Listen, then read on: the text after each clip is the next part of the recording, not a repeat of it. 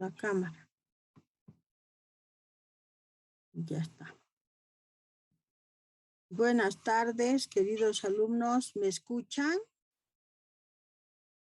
Doctora, buenas tardes. Sí, se lo escucha bien, doctora. Ya, Buenas tardes, está doctora. bien. Entonces comenzaremos la clase de hoy.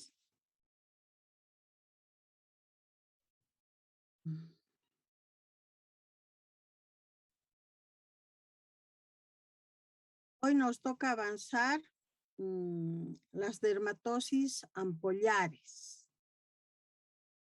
¿Ya? Dermatosis ampollares. Vamos a definir, como siempre, primero lo que es la ampolla. La ampolla, llamada también fligtema, es una elevación circunscrita de la piel con contenido líquido y mide de 3 milímetros a más. Hemos avanzado ya vesículas y las vesículas medían de 0,1 a 3 milímetros. Esto más grande ya podía ser ampolla. Ahora esta ampolla a más, dice, puede llegar a medir hasta 1 metro. Una ampolla, un pénfigo, por ejemplo, que hoy vamos a avanzar pénfigos, puede llegar a medir 1 metro, toda la extremidad inferior, el abdomen, en fin, ¿no? Esta ampolla siempre es unilocular, o sea, no es agrupada como las vesículas, puede ser una solita o varias. Para estudiar las ampollas las vamos a clasificar. Uno, en ampollas de causa externa, ¿ya? Ampollas de causa, o sea, por agentes físico-químicos, el sol, el frío, etc. Dos, ampollas de origen medicamentoso. Estas serían las farmacodermias. Tres, ampollas de origen infeccioso. Por ejemplo, el impétigo, la sífilis del recién nacido, como ejemplos tenemos eso, ¿no? Cuatro, ampollas de origen desconocido o variado. Aquí están las ampollas que se dice que se forman por bajas defensas y por autoinmunidad. Aquí están los pénfigos, penfigoides, dermatitis ampollar, mucosiniquiante y atrofiante de Lothar-Jakob, enfermedad de During-Brock.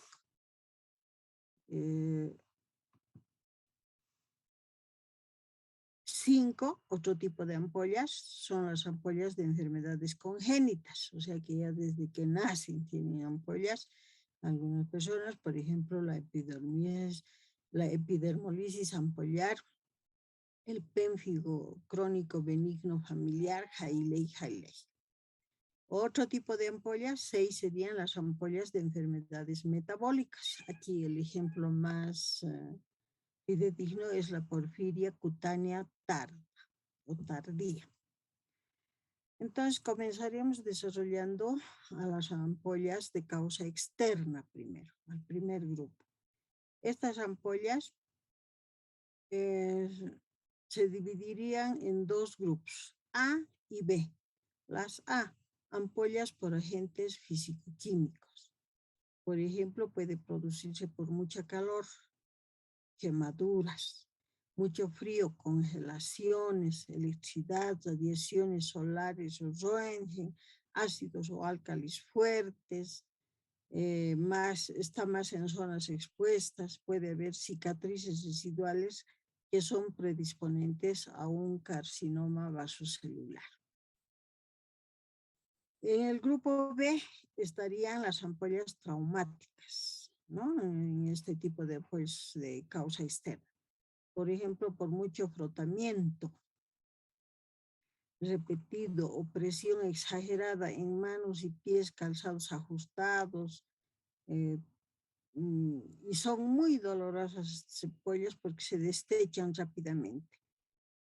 Y la epidermis se desprende de la dermis, dejando una erosión que puede ser un sitio de entrada para diversas infecciones. También hay las ampollas, entonces esas serían las ampollas de causa externa. Luego vienen las farmacodermias, que son producidas por fármacos, sulfas, antibióticos, etc., ¿no? Aquí, por ejemplo, tenemos un grupo de ampollas. Estos serían por causa infecciosa, por ejemplo, en el impétigo. Impétigo, dice ahí, ¿no es cierto? Aquí hay otras fotos de ampollas que se presentan por zapatos ajustados, alguien que hace trabajos manuales, por ejemplo, manipulación de maderas, cementos, etcétera, también se puede producir ampollas.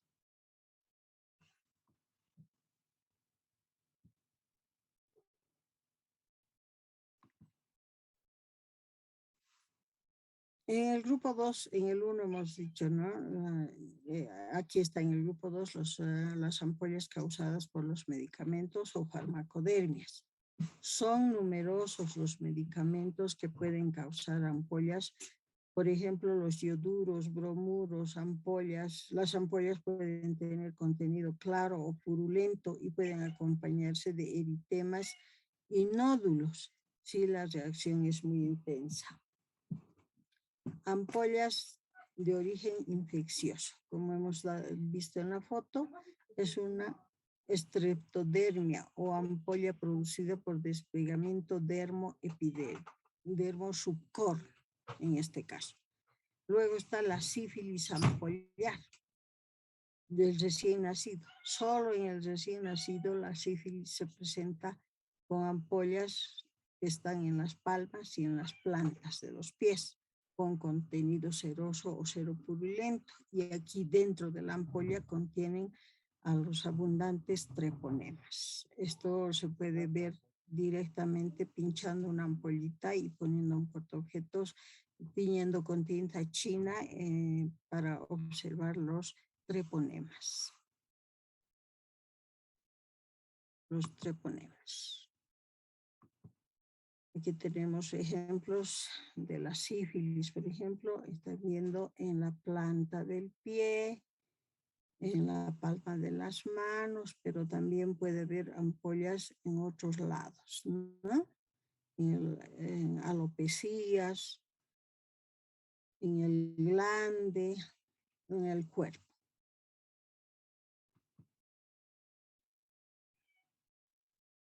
Una vez estudiado esto, pasaríamos a las ampollas de origen desconocido, o sea que no sabemos la causa, ¿no?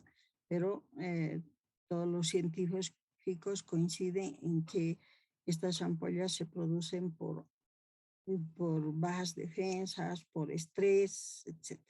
Y aquí en estas ampollas están los pénfigos.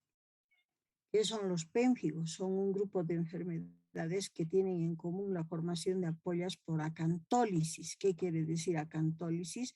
Que se rompen los desmosomas, ¿no es cierto? Se rompen los desmosomas y producen las células monstruosas o acantolíticas, células buenas. El nivel en que se produce esta acantólisis diferencia a los dos tipos de pénfigos, o sea, al pénfigo vulgar, al pénfigo profundo, etc. Una profunda en donde esté el pénfigo vulgar y vegetante. Estas dos clases de pénfigo, el pénfigo vulgar y el pénfigo vegetante, son más profundas y otras son superficiales, subcórneas. Aquí están el pénfigo eritematodes y el pénfigo foliáceo. O sea, estamos nombrando 4 tipos de pénfigos, ¿no? 2 profundos y 2 superficiales. Pero se dice que es una misma enfermedad con pasajes graduales. La etiología del pénfigo no se conoce, como hemos dicho, aún se dice que es una enfermedad autoinmune. Ahora, el pénfigo más común en que se presenta en los humanos es el pénfigo vulgar. Esta es una dermatosis de comienzo brusco, más en adultos. La ampolla primero es tensa, de contenido seroso, más en abdomen, cuero cabelludo y miembros. Puede generalizarse, ¿no? En mucosas también se presenta, como están viendo aquí en la foto, en los labios, en la lengua están las ampollas. Continuamos con el pénfigo vulgar y tiene un periodo de estado en el que las ampollas están intactas y son flácidas y frágiles. La piel del enfermo muestra zonas con ampollas y zonas erosivas, o sea, donde ya han reventado las ampollas y el dolor es fuerte, ¿no es cierto? En una zona erosiva. El líquido de las ampollas desprende un olor característico, diagnóstico. Uno, por ejemplo, al entrar a una sala del hospital, ese olor citrino, ya uno puede decir es un pénfigo, ¿no? En el pénfigo vulgar, el signo de Nikolsky es positivo. ¿Cuál es el signo de Nikolsky? Se puede ver cuando al frotar enérgicamente una zona sana de piel, se produce el desprendimiento de la epidermis. Se afectan también las mucosas bucal, genital, nasal, conjuntival, con ampollas efímeras que dejan superficies erosivas muy dolorosas. Hay lesiones también en tracto gastrointestinal, bronquial, todo eso se llena de ampollas y el dolor es horrible, ¿no? Pronto se afecta el estado general con gran decaimiento, fiebre, caquexia y puede llegar a la muerte. Las faneras, o sea, las uñas y los pelos, ¿no es cierto?, no están afectadas en el pénfigo vulgar. Un método útil para determinar si es pénfigo vulgar también es el citodiagnóstico de Zank. ¿Cómo se logra tener esto? Consiste en raspar el fondo de la ampolla, poner al portaobjetos y colorear con James, y ahí se ven las células acantolíticas o las monstruosas que se han roto los desmosomas y han dejado las células acantolíticas.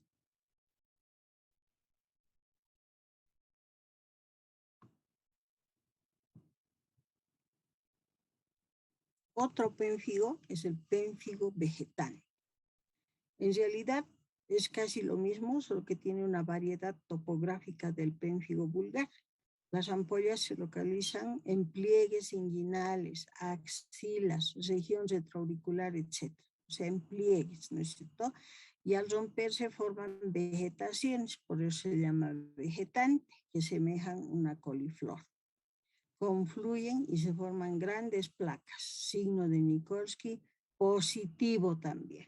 O sea que hay células acantolíticas, ¿no es cierto? Desmosomas que se rompen por el desprendimiento dermoepidérmico. Su evolución es prolongada, dura meses y su diagnóstico es grave, ¿no? Puede causar la muerte este tipo de pénfigo. Otro pénfigo, el más superficial, ¿no? Los dos anteriores eran profundos, ahora este pénfigo eritematodes y pénfigo foliáceo son más superficiales.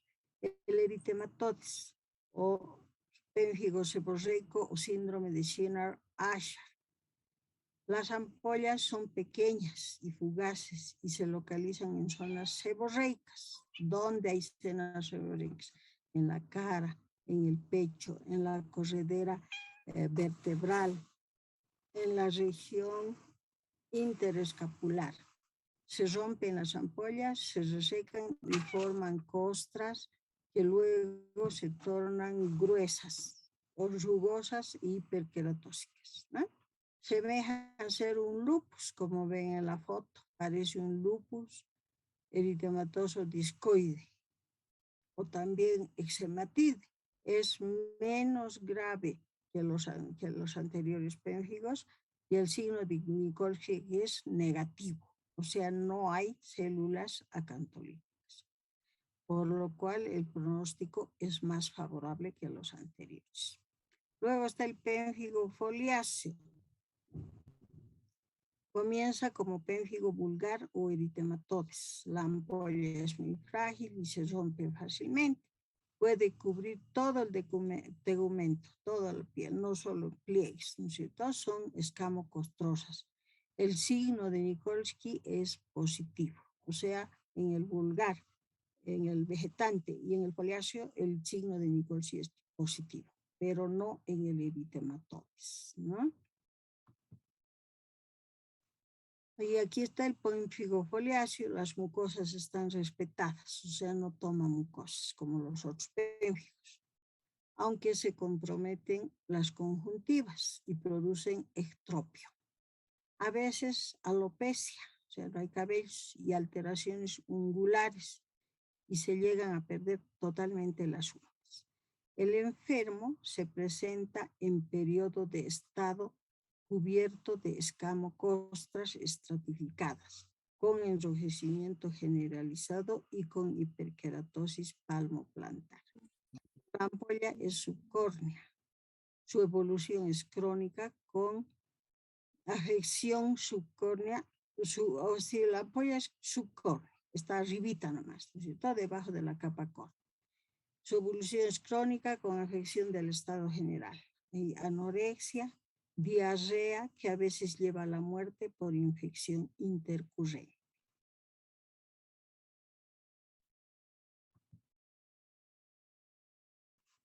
Ustedes en su carrera, ya cuando sean médicos, es seguro que van a ver un pénfigo, por lo menos, siempre, aunque sea para derivar, ¿no es cierto? Entonces, tenemos que saber cómo tratar al paciente. Mientras más rápido lo tratemos, mejor, porque si no, puede causarse la muerte, ¿no? El tratamiento de elección es la prednisolona o prednisona por vía oral. Para el pénfigo vulgar, por ejemplo, el pénfigo vulgar es más difícil de tratar y el tratamiento consiste en dar 1 miligramo por peso. Por ejemplo, si un paciente pesa 60 kilos, entonces el primer día se dará 60 miligramos de prednisona. Si no hay mejoría, se duplica la dosis y el segundo día se dará 120 miligramos de prednisona. Es de 60 a 120, un paciente que pesa 60 kilos, ¿no? En el examen yo les voy a preguntar, un paciente pesa 80, digamos, ¿cuánto de prednisona se le dará el quinto día? Ustedes tienen que calcular. Entonces el segundo día se dará 120 miligramos de prednisona y si no mejora, se duplica la dosis. El tercer día se le dará 240 miligramos de prednisona. Generalmente con esta dosis ya mejora el paciente, pero si no lo hace, si no mejora, duplicamos la dosis. Y podemos llegar a dar el cuarto día hasta 420 miligramos de prednisona. Es lo máximo que se puede dar, porque si no causaríamos alteración y muerte también. Con la dosis que mejora, se mantiene 3 días. O sea, si mejora con 120, digamos, entonces 120, 120, 120, 3 días. Luego se baja la dosis de 100 en 100 hasta llegar a 100. O sea, si le damos 240, ha mejorado, mantenemos 3 días. El tercer día le hemos dado 240. Entonces, cuarto día, 240. Quinto día, 240. 3 días con 240. Luego comenzamos a bajar hasta 200 el cuarto día, el sexto día. 100 el quinto día. Luego de 20 en 20 hasta llegar a 20. El séptimo día 80, el octavo día 60, el noveno día 40, el décimo día 20. Luego el 11º día bajamos 5, 15, el 12º día 10, el 13º día 5 y mantenemos con 5 miligramos al paciente durante un mes. Nunca hay que quitar el corticoide de golpe porque nos da un síndrome de Cushing, ¿no es cierto?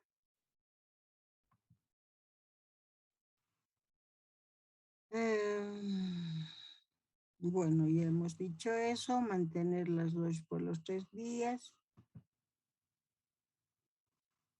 Ese en el pénfigo vulgar. En el pénfigo vulgar es donde se usa dosis altísimas de prednisona. En la única patología, pienso yo.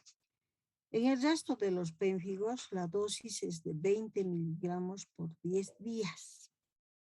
Luego bajar de 5 en 5 y mantener durante un mes con 5. Más fácil. ¿no? Pese cuanto peses, nosotros le damos 20 miligramos, si no es pénfigo vulgar. Se puede asociar a este tratamiento la ciclofosfamida, la azatrioprima o el metotrexato.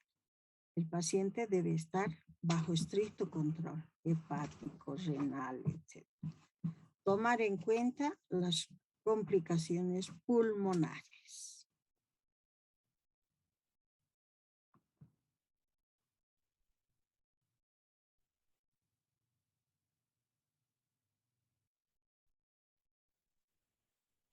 Otra patología de origen desconocido, pero cuya lesión elemental es la ampolla, es la dermatitis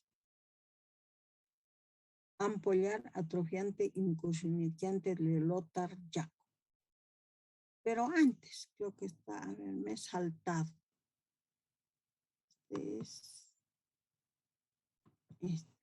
Los penfigoides, iremos por orden. Penfigoide, oide quiere decir parecido, pero no es pénfigo, ¿no es cierto? Las ampollas son de contenido claro, seroso, de disposición simétrica. Están en tronco y raíz de los miembros, con erosiones por ruptura de las ampollas. No afecta mucosas y el estado general de los pacientes es malo por su edad, porque generalmente se presenta en adultos. Cuando se presenta en niños, entonces no hay mucho problema. El signo de Nikolsky es negativo. O sea, no hay células acantolíticas, no hay desmosomas rotos. La ampolla se forma por despegamiento dermoepidérmico y sin células acantolíticas. Solo se desprende inflamación, resumancia del líquido plasmático para que se formen las ampollas. Ahora sí viene otra patología que es la dermatitis ampollar atrofiante y mucosinequiante de Lothar-Jakob. Esta afección es rara, presenta lesiones cicatrizales. ¿Por qué? Porque hay sinequias, sinequiantes en mucosas. Se presentan mucosas. ¿Cuáles mucosas? Las conjuntivas, la boca, la nariz, la laringe, la faringe, el esófago. Se forman ampollas frente a frente y se pegan, hacen sinequias aquí como vemos en la foto. Puede ocasionar ceguera, dificultad en la masticación, etcétera, ¿no es cierto? Si hay pegamiento de mucosas. Es una enfermedad crónica que no responde ni a los corticoides, pero sin embargo se da corticoides para mejorar un poco el estado general del paciente y se requieren cirugías para despegar eso, ¿no? Rara vez hay recidivas, por lo tanto es favorable nomás el tratamiento. Otra patología cuya lesión elemental es la ampolla, dermatitis herpetiforme polimorfa dolorosa de Duren-Block. Es otra patología que también es rara, de etiología desconocida, igual que las otras, afecta a jóvenes y más a adultos. Se caracteriza por hay un polimorfismo de la erupción. Son placas eritematosas donde asientan vesículas, ampollas o aún pústulas. O sea, hay un conjunto de formaciones elementales, por eso se dice polimorfismo. Hay prurito, ardor y dolor. Esos son antes de que aparezcan las ampollas. Son manifestaciones subjetivas. Conservación del estado general y pueden ser recidivales, eso es lo malo, ¿no? Evoluciona por brotes. Las ampollas están en brazos, hombros, tronco, pudiendo extenderse a todo el cuerpo. Estas ampollas son de contenido claro o hemorrágico. Son tensas, no son frágiles. Se rompen por el rascado, fácilmente se rompen por el rascado y dejan erosiones que se cubren de costras que al caer dejan una pigmentación residual. Aquí está la dermatitis herpetiforme polimorfa y dolorosa de Durenbrock, ¿no? Están las ampollas que se juntan, forman placas, etc.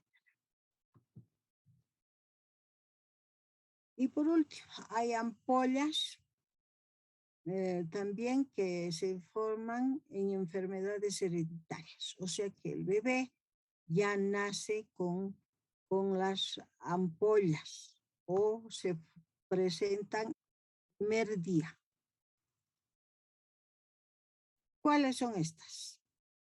La epidermolisis ampollar, que se forma donde se forman ampollas ante el menor traumatismo, ¿no? Al bebé se lo está cambiando de ropa y ya se forman las ampollas. Se clasifican en no cicatrizales y cicatrizales. ¿Cuáles son las no cicatrizales?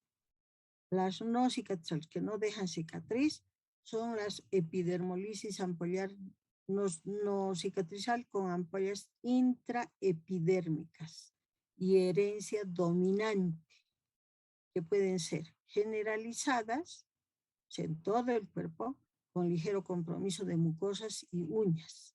Esta patología mejora con la edad.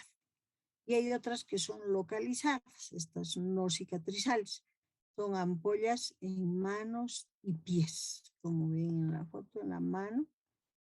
No afecta uñas ni mucosas, se respetan mucosas. Siempre hay detalles que diferencian los diagnósticos, ¿no es cierto? Yo puedo preguntarles a ustedes, a ver, citen 5 patologías cuya ampolla respeta la mucosa, digamos, ¿no? Entonces tienen que ustedes saber dónde afectan las ampollas en cada patología. Ese sería el grupo 1, las no cicatrizales. Ahora, las cicatrizales. Seguimos en ese. El 1 era la generalizada, la localizada. Ahora la 2, epidermolisis ampollar no con separación de la unión dermoepidérmica y atrofia con herencia recesiva. La anterior era con herencia dominante, ahora esta es con herencia recesiva. Es de nacimiento con grandes áreas ulceradas. Por importante pérdida de líquido puede haber infección sobreagregada y las ampollas en el tracto digestivo, urinario y en vías respiratorias a veces cursa en forma menos agresiva también. Si el niño sobrevive después de 1 a 2 años, el pronóstico mejora. El pronóstico mejora. Y el otro grupo serían las ampollas de las enfermedades metabólicas. En esta está como ejemplo mayor la porfiria cutánea tarda. Esta es una enfermedad crónica cuya lesión elemental es la ampolla. Es común que existan problemas hepáticos que incluyen fibrosis, cirrosis e inflamación. Son casos esporádicos. Entre los síntomas de esta porfiria cutánea tarda están la fragilidad de la piel con fácil formación de ampollas, más en áreas expuestas al sol. El diagnóstico se basa en el análisis de la concentración urinaria y fecal de porfirinas. Ese laboratorio tendríamos que hacer en esta patología. La concentración en orina y heces de porfirinas. No hay predisposición genética. Esto es por enfermedades metabólicas, pueden ser diabetes, pancreatitis, etcétera, ¿no es cierto? En la porfiria cutánea tarda, ¿qué es lo que pasa? Es la disminución o deficiencia de la actividad de la enzima uroporfirinógeno descarboxilasa. Queda limitada al hígado y ya no va al resto del organismo. Por lo tanto, hay deficiencia de esta enzima en el organismo y se produce la porfiria cutánea tarda, que en piel se manifiesta con ampollas. Estas son las ampollas en la periferia cutánea tarda, que generalmente se presenta en las extremidades, en las manos, en el dorso, en la palma, etcétera, más en dorso. Y hay también una coloración oscura de la piel.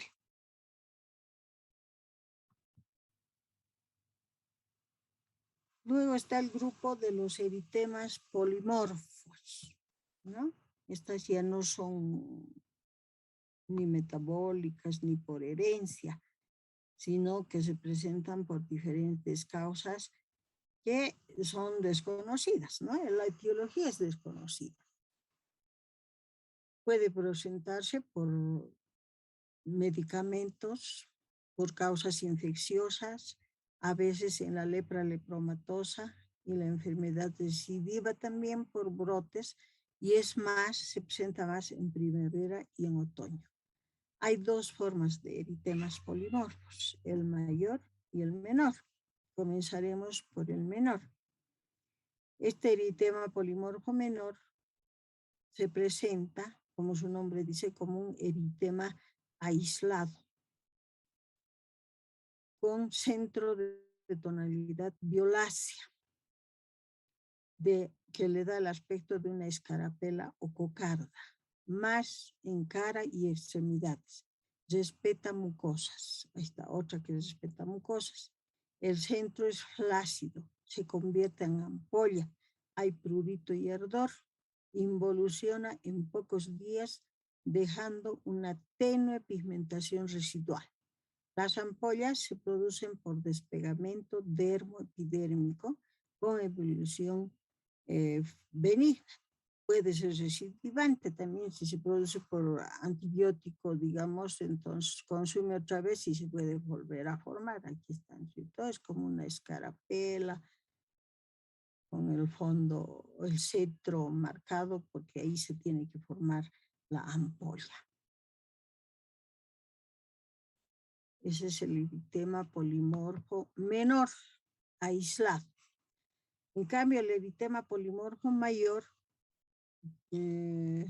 comprende dos cuadros. Uno que es vamos a hablar primero, la ectodermosis pluriorificial erosiva o síndrome de Stevens-Johnson.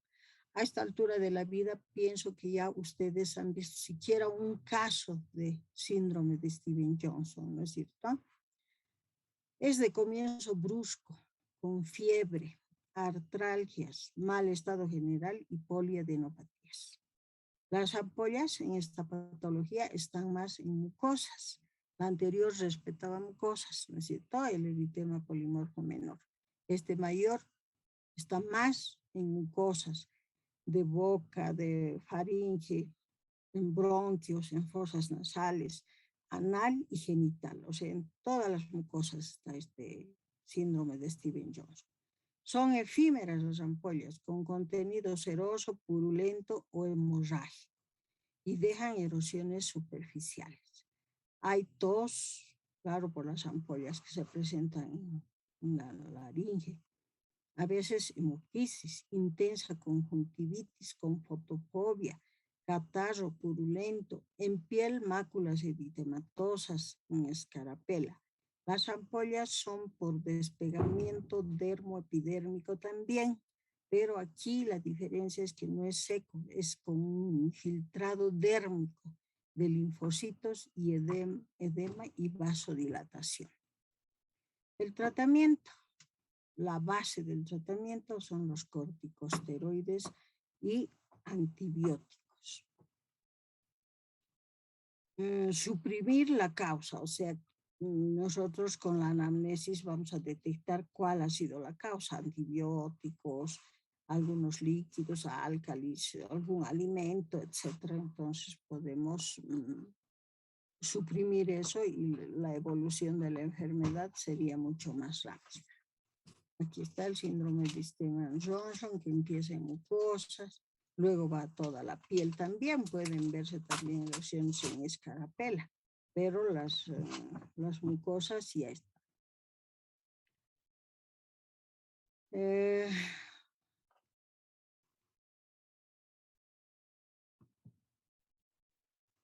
Seguimos, el 1 era entonces el síndrome de Steven-Johnson, el 2 del cuadro 2 de eritema polimorfo mayor sería la necrólisis epidérmica tóxica o síndrome del hielo, está mal escrito ahí, o síndrome del hielo. ¿Ya? Esta patología es rara, pero es muy grave. Es la expresión máxima del eritema polimorfo mayor. Tiene un comienzo brusco, con mal estado general, fiebre, artralgias, puede ser por otro proceso infeccioso estafilocócico o por ingesta de alguna droga también. En piel, el eritema con ampollas de gran tamaño, más de 10 centímetros, con generalización a toda la piel. Hay ardor, dolor. La epidermis se desprende en grandes colgajos y queda una superficie denudada muy dolorosa. Y a parece de un gran quemado. Se llama también dermatitis combustiforme. A esta dermatitis combustiforme se la puede clasificar en farmacodérmica, estafilocócica, miscelánica, idiopática por su origen, ¿no? Por todos esos orígenes. Son ampollas por despegamiento dermoepidérmico con intenso edema dérmico. Como son grandes las ampollas, entonces secreta mucho líquido. Y tiene también un infiltrado linfocitario, hay neutrófilos y eosinófilos en el líquido, y aparte hay necrosis epidérmica.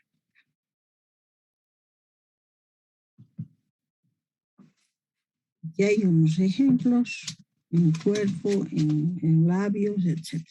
En su evolución sobrevienen complicaciones pulmonares, cardíacas, infecciones que llevan a la muerte. A veces se puede llegar a la cura también, ¿no? Si el tratamiento se hace a tiempo. El tratamiento debe ser precoz e intenso, con corticoides y antibióticos. Si estos no son la causa, si son la causa, tampoco se tienen que usar. Tampoco se agregará una correcta hidratación por vía parenteral. Tenemos que ayudarlos con eso. Ahora, todo lo que requiera el paciente, ¿no es cierto?, por vía parenteral, transfusiones, plasma, etcétera, para mantener el balance hidroelectrolítico y proteínas.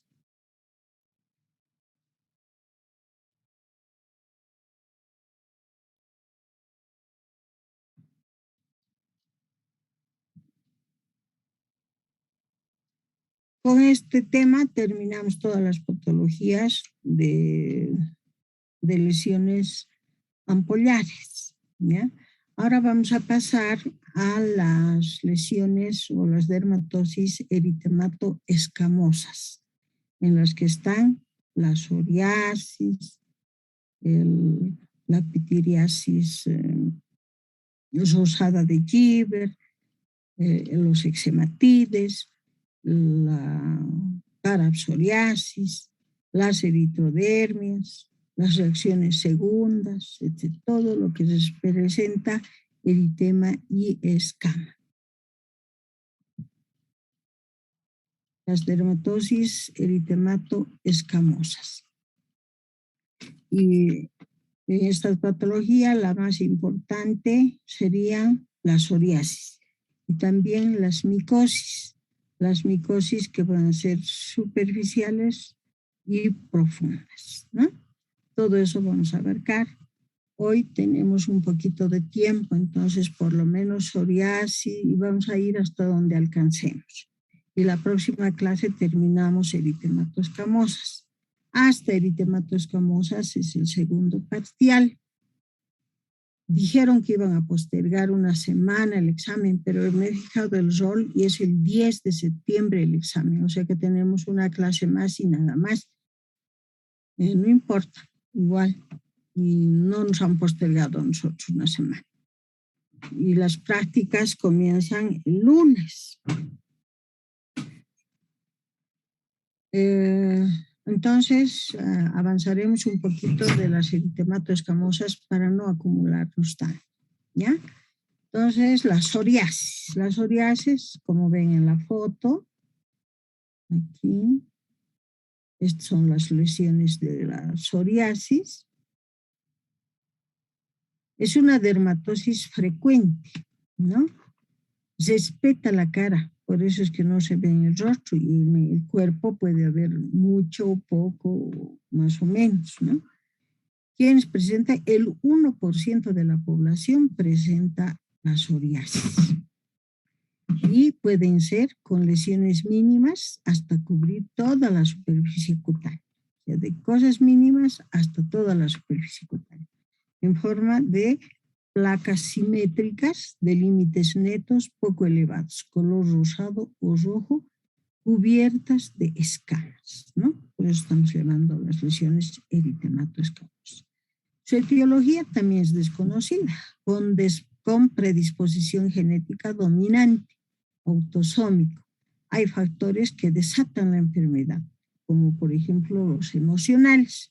Esos están en un 90%. Por eso se dice que la psoriasis es por estrés, por factores emocionales, en personas con la habilidad psíquica, porque hay personas que se derrumban, ¿no? Al morir su madre, su padre, o de ver mucha plata al banco, o algún factor emocional que le cause una labilidad psíquica y neurovegetativa.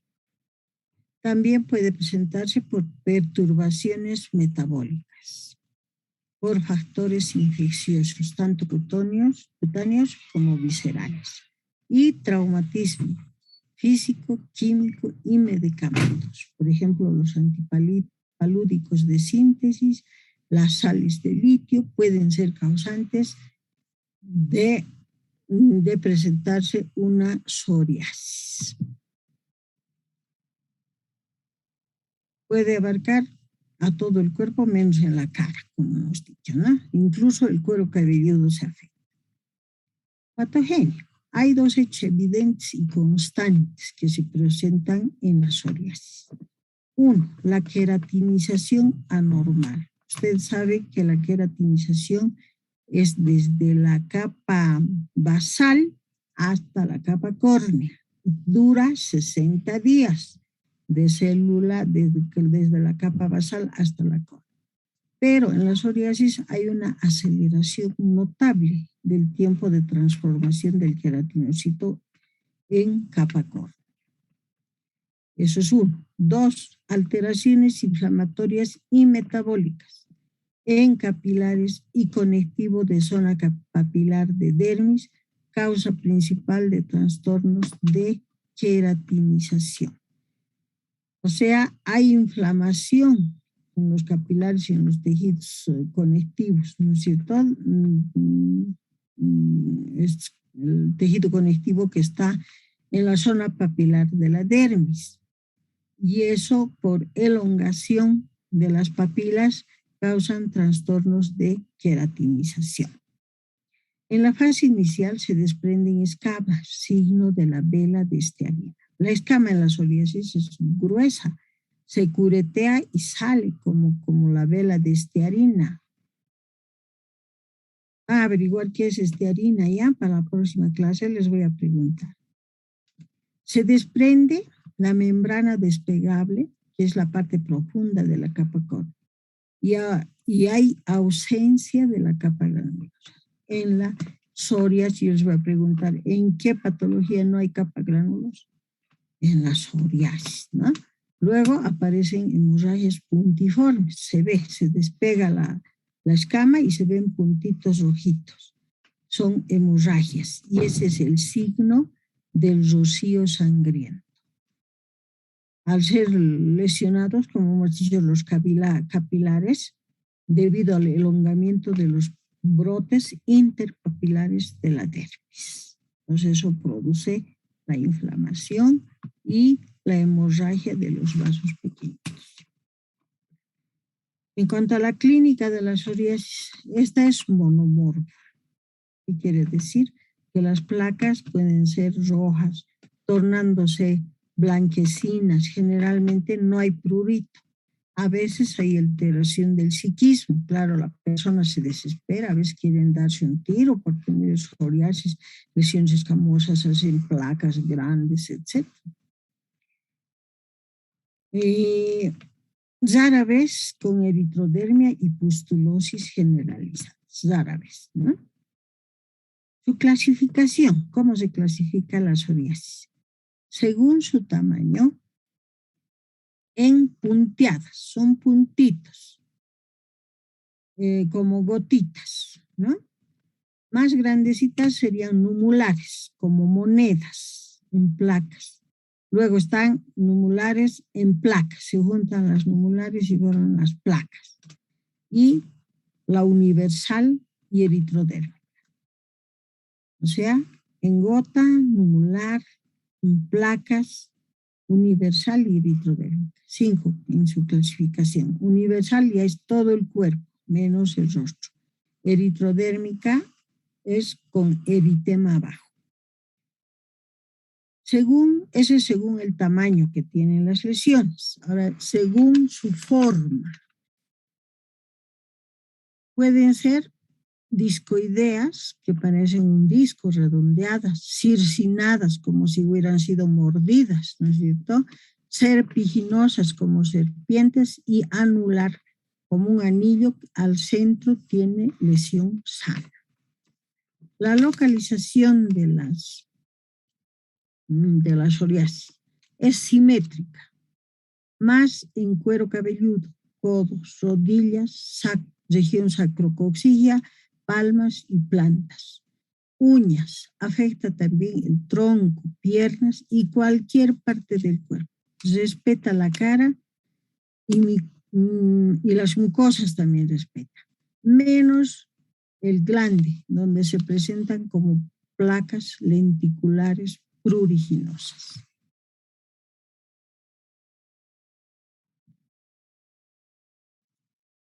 En las uñas se alteran más en la forma de eritrodermia. Puede haber también psoriasis solo en las uñas.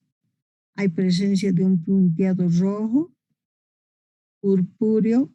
Es muy común la hiperkeratosis subungular, que hace confundir con una micosis ungueal, ¿no es cierto? A veces amarillenta. Hay estriaciones longitudinales y onicolisis o destrucción de las uñas. Parece que las uñas estuvieran con aceite. ¿No? Y ahí está en la foto.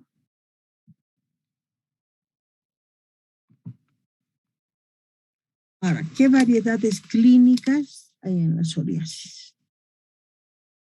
Psoriasis vulgar, o sea que la que ya hemos descrito, ¿no? Que se puede presentar en puntos, en placas, en todo el cuerpo, no hay prurito, etc.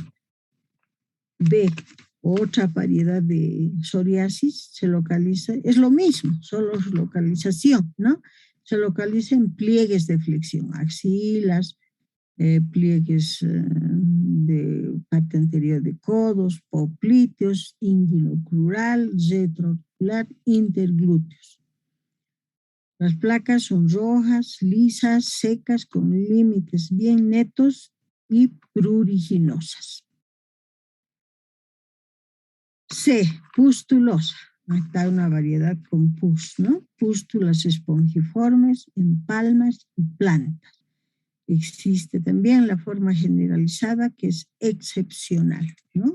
Pus en todo el cuerpo, en las escamas. D, artropática. O sea, las lesiones se acompañan de poliartritis tipo reumatoide, a veces grave. O sea, algunas personas dicen que tienen artritis reumatoidea, pero no es reumatoidea, sino es parecida, pero es artritis psoriásica. Esta artritis es curable, en cambio la reumatoidea no, es autoinmune y no se cura, pero sí se mantiene con mejoría al paciente. En cambio la artritis psoriasiforme se va eliminando la psoriasis y se cura. Ahora aquí la psoriasis no es curable, ¿no? pero se la mantiene a la piel sin lesiones. El paciente tiene que aprender eso, a mantener su piel sin lesiones para que no esté estresado, para que no avance más, etc. Entonces la artritis psoriásica con anquilosis variable, dedos en catalejo. ¿Por qué? Por la afección de las uñas. En niños de 6 a 8 años, la psoriasis es muy rara, pero a veces se ha visto. En niños de 3 años es excepcional y también se ha visto en neonatos, pero muy, muy rara vez. Tratamiento de la psoriasis. Hay un tratamiento local y hay un tratamiento general. El tratamiento local se hace con reductores. ¿Cuáles son los reductores? Los alquitranes de hulla, 2 a 10% según la cantidad de psoriasis que presenta el paciente. Es un aceite desodorizado. Los antranólicos, la crisarobina, eficaz pero irritante, por eso que muchos pacientes no quieren usarlo. Los queratolíticos, el ácido salicílico de 2 a 10%, la lantoína 2%, resorcinol, aceite mineral de camión, el aceite sucio de camión, que les regalo, se pasan y están toda la noche, al día siguiente se bañan y pueden ponerse el alquitrán de hulla, por ejemplo, ¿no es cierto? Compuestos azufrados y sales mercuriales, antiinflamatorios también, como los corticoides, mejor los oclusivos, o sea, se pone el corticoide y lo tapa con tela adhesiva, eso es oclusivo. Los físicos, rayos ultravioleta, artificial o luz solar, pincelar con alquitrán, puba, balneoterapia. Medicación general, corticosteroides, metrotexato, muy eficaces. Controlar la alopecia, las ulceraciones con curaciones, de mucosa oral, alteraciones hepáticas, hemorrágicas, etc. Se puede usar también exfoliantes con el ácido retinoico para descamar, ¿no? Entonces, como ya hemos dicho, lubricantes, corticoides, queratolíticos, derivados de la vitamina D, calcitrol, retinoides. Otra patología cuya lesión elemental es la escama es la pitiriasis rosada de Gibber, de etiología desconocida también, como hemos visto, no contagiosa, es frecuente más en jóvenes y en primavera. Comienza con una placa madre oval de 2 a 5 centímetros de diámetro, ligeramente elevada, de color rosado al principio y luego se torna parduzca, cubierta por una escama que se pliega finamente en su parte central. Se mantiene más en tórax de 2 a 10 días, después se multiplica en lesiones semejantes a la placa madre, pero más pequeñas, de 2 a 15 milímetros, pequeñitas, ovales y con escama al centro, con distribución metamérica, o sea, en árbol de Navidad, ¿no es cierto? Se localiza en troncos, regiones lumbares, abdomen, parte proximal de los miembros superiores e inferiores. No produce prurito, rara vez se presenta en cara, desaparece espontáneamente a las 6 semanas sin secuelas y son raras las recidivas, pero también se usa antimicóticos, porque al ver la piel debilitada el hongo se mete a todo lugar. Diagnóstico diferencial se puede hacer con pitiriasis versicolor, dermatofisias, ixematitis, psoriasis, sífilis secundaria.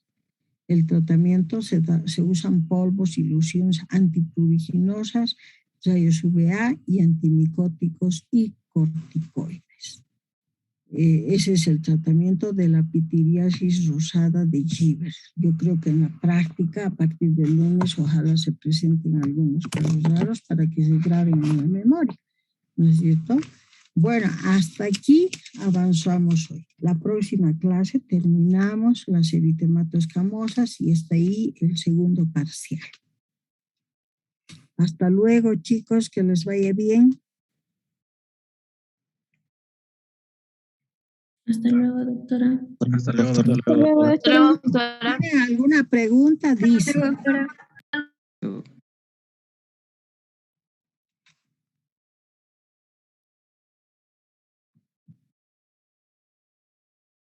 Recording stopped.